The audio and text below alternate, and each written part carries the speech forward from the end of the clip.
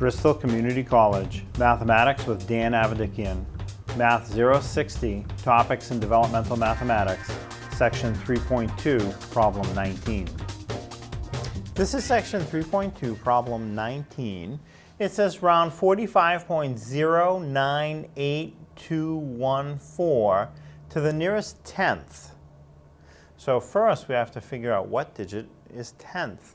So from the decimal point, the first one to the right is tenth. So that's the one. Then it goes hundredth, thousandth, on and on.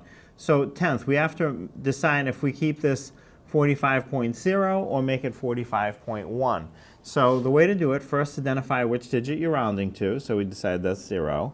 Look over one digit to the right, and if it's 0 through 4, you just eliminate the other digits. If it's 5, 6, 7, 8, or 9, which is the case, you increase the rounding digit by 1 and then eliminate the others. So we will increase the rounding digit by 1 and eliminate the other digits. So the 45 from the beginning stays, becomes 45.1, and we don't write any of the other digits, and that's rounded to the nearest tenth.